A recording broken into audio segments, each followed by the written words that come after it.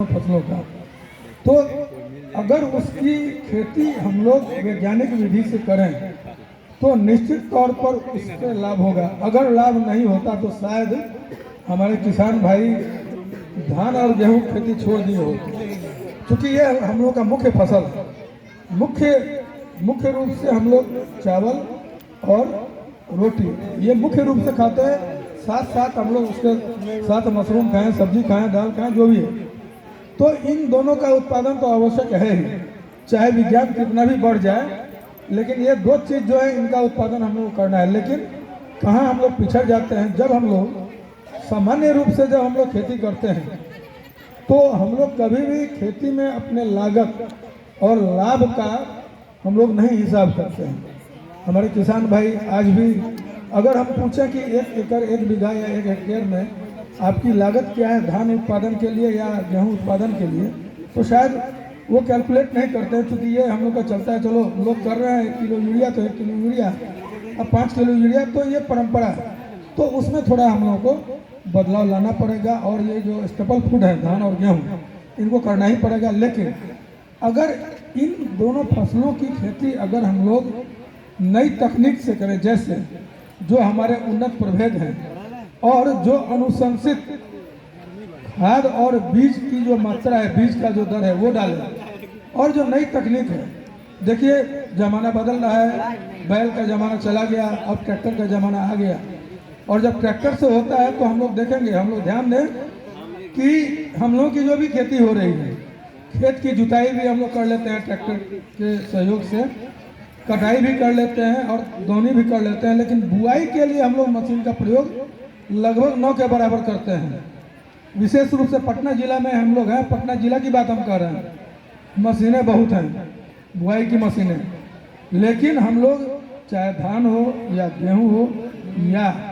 मसूर चना मटर जो है जो भी हो, उसकी बुआई हम लोग छिटकाव विधि से ही करते हैं। तो उस बुआई में अगर हम लोग नई तकनीक यानी कि बीज बोने वाली मशीन का भी 2 दिन पहले हमारे एक किसान भाई आए थे मसौड़ी से, और वो अपनी जिज्ञासा जाहिर कर रहे थे कि पावर टिलर से चलने वाला बीज बोने वाला मशीन उपलब्ध है क्या। और अभी तक पिछले 10 साल से हम पटना में हैं, पहला आदमी पटना के किसान वो मिले 2 दिन पहले जिन्होंने यह सवाल किया। आज तक कोई किसान नहीं, हम कृषि यंत्र के वैज्ञानिक हैं, पहला सवाल 10 साल में उनके मुंह से पटना जिला। अर्थात अगर आपको जिज्ञासा होगी तो निश्चित रूप से आप जानना चाहेंगे, क्योंकि बीज बोने वाले मशीन का लाभ उनको पता है। और हम लोग विभिन्न प्रशिक्षणों में, विभिन्न कार्यक्रमों में आप सभी लोगों को बीज बोने वाले मशीन के बारे में बतलाते हैं, उसके लाभ और उसकी उपयोगिता के बारे में बताते हैं। तो आपको बता दें कि पावर टिलर से, ट्रैक्टर से तो लगने वाला बीज बोने वाला मशीन बहुत सारा है, हमारे वर्कशॉप में भी पड़े हुए हैं बहुत सारे मशीन,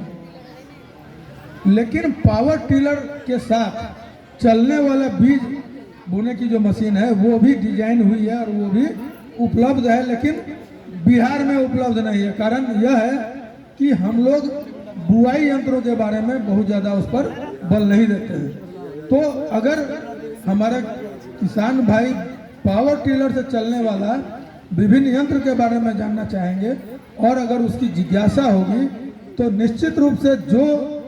कंपनी जो इसको बनाते हैं देश के अन्य राज्यों में उसका सप्लाई करते हैं, वो अपने बिहार में भी उसका सप्लाई करेंगे और हम किसानों को उपलब्ध हो जाएगा। तो आप लोगों से यह आग्रह है कि आप लोग नई तकनीकों को जानें और नई तकनीकों को आप अपने खेत में दें। अभी आपको हम एक गांव की बात कह रहे हैं, 2-3 साल पहले एक गांव में गए थे, वहां पर मसूर की खेती लोग कर रहे थे, रबी की ही बात है, उनके दरवाजे पर मशीन रखी हुई थी बीज बोने की और वो छिटकाव विधि से कर रहे थे। हमने कहा कि आपने इस मशीन का प्रयोग क्यों नहीं किया या क्यों नहीं कर रहे हैं, तो उन्होंने यही जवाब दिया कि सर कौन इस सब चक्कर में रहेगा, चलो हाथ से छिटवा देते हैं। आप नहीं जानते हैं, जब हम लोग मशीन से किसी भी बीज की बुआई करते हैं तो बीज जो है खेत में समान गहराई पर पूरे खेत में जाता है, कतार में रहता है। जो भी उसका अनुशंसित जो कतार के बीच की दूरी है या जो 2 पौधों के बीच की दूरी है वो उसी अनुपात में रहता है खेत में। तो हम लोगों को सिंचाई करने में, खरपतवार नियंत्रण करने में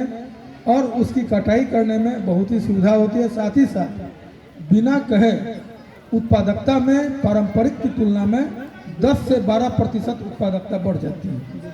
तो आप लोगों से यह आग्रह है, आप लोगों से यह निवेदन है और आप लोगों से यह कहना है कि आप लोग जो हमारे किसान भाई धान गेहूँ सभी हमारे खेती करते हैं, तो वो बीज बोने वाले मशीनों का अपने खेतों में ट्रैक्टर के साथ उसका प्रयोग करें। तो प्रश्न उठता है उसकी उपलब्धता कहाँ है। तो बाजार में पूरे पटना हो या पूरे बिहार में कई ऐसे विक्रेता हैं जो कि बीज बोने वाली मशीनों का वो विपणन करते हैं, मार्केटिंग करते हैं। आप उनसे संपर्क करें, यदि नहीं है आप उनसे मिलें, हम उनका संपर्क सूत्र देंगे और आप उनसे संपर्क कर